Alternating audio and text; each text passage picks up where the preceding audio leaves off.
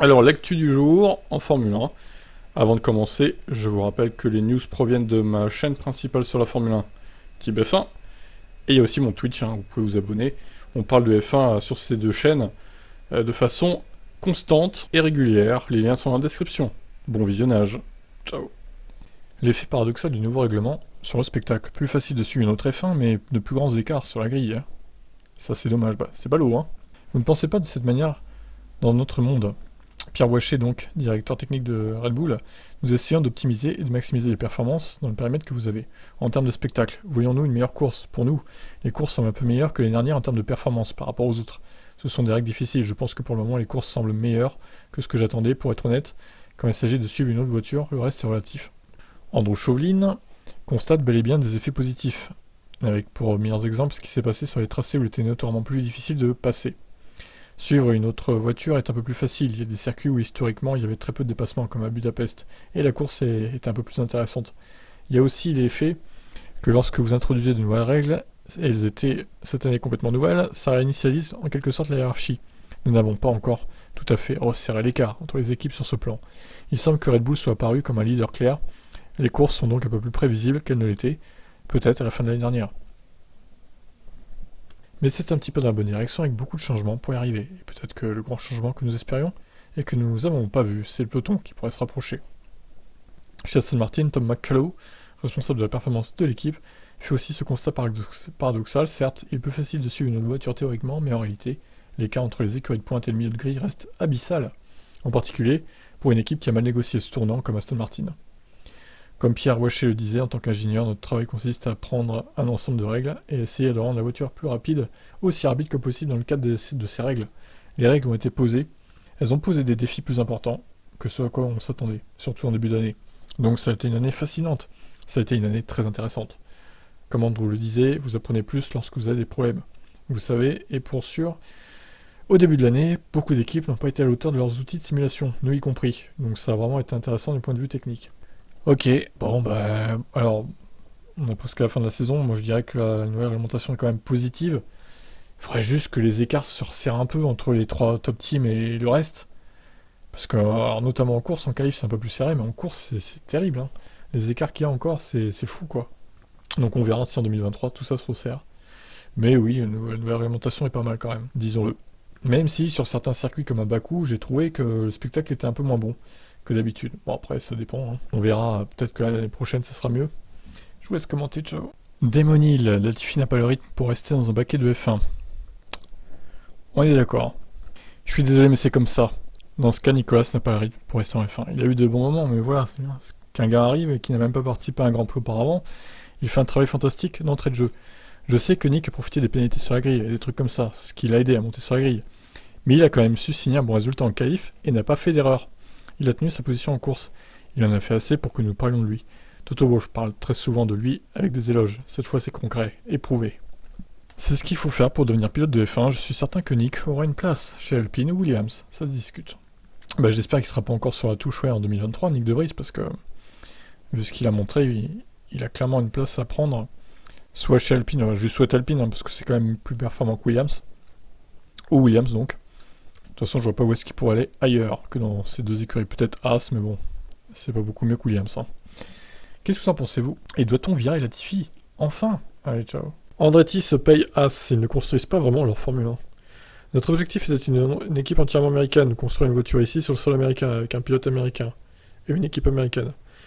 S'ils construisent pas leur propre voiture, nous allons construire notre propre voiture. Nous voulons construire la plus belle infrastructure de course du monde, ici à Indianapolis. Les directeurs d'équipe ont été presque unanimes, sauf peut-être chez McLaren et Alpine, pour adresser une fin de non-recevoir à Andretti. Ils craignent la dilution des revenus. La politique, la F1 est pleine de politique, répond-il. J'ai les meilleurs soutiens financiers du monde, ils voient grand. Ils sont à fond dans le projet, ils ne viennent pas juste pour être là.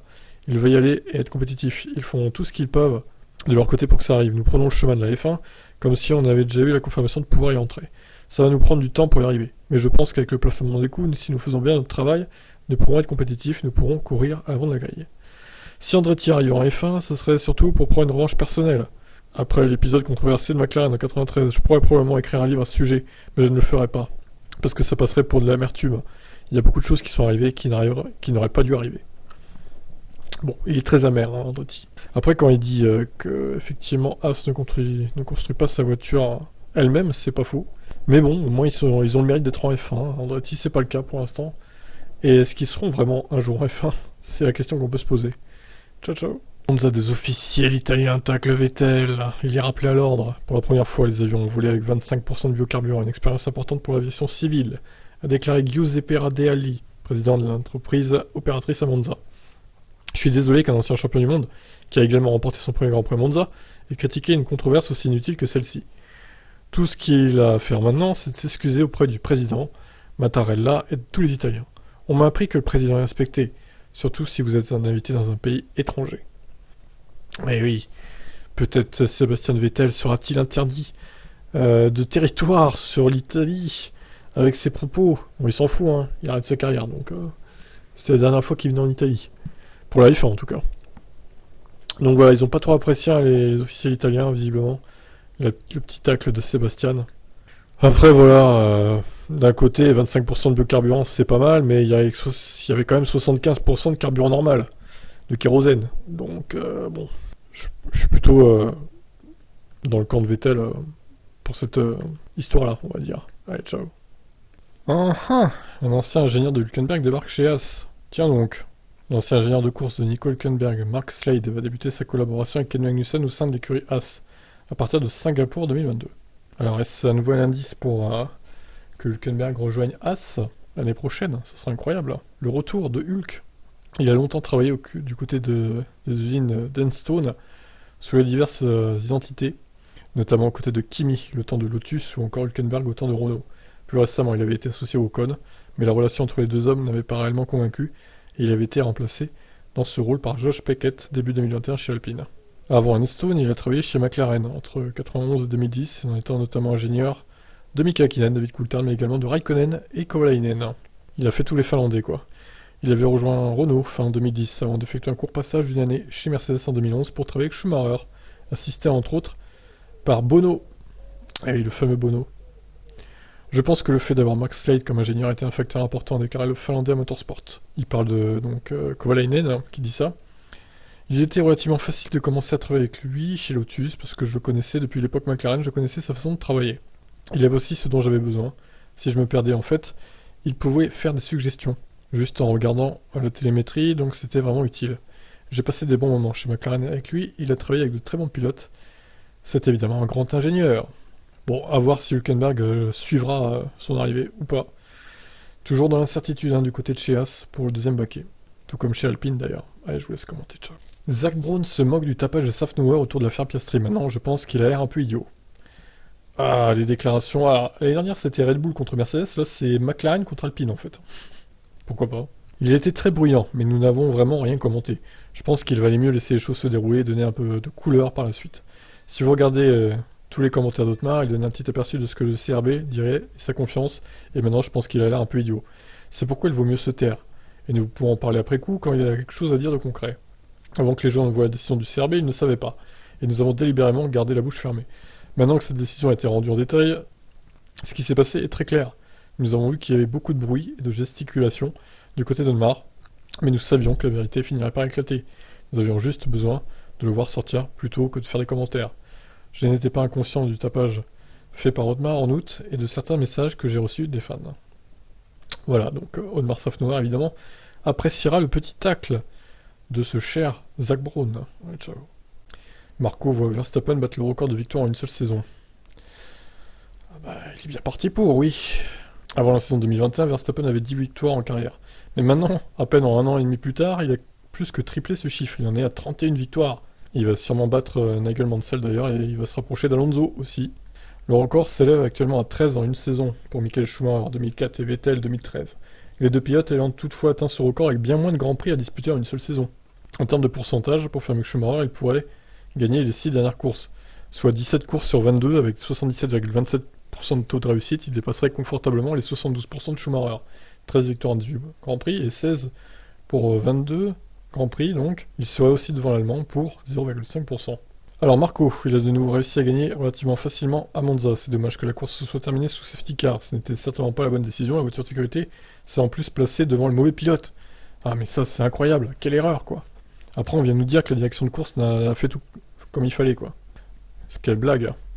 Ça n'a pas d'importance, nous avions le dessus, mais c'est incroyable la rapidité avec laquelle Max a pris les devants. Ça aurait été bien de finir normalement, ça aurait peut-être tendu la situation pour nous, ça aurait été un désavantage, mais nous devons faire passer le sport en premier.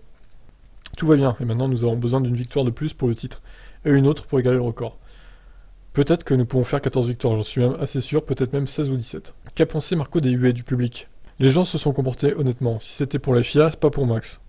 S'ils ont eu la décision de direction de course, c'était tout à fait juste. Je pense que la situation devrait être reconsidérée.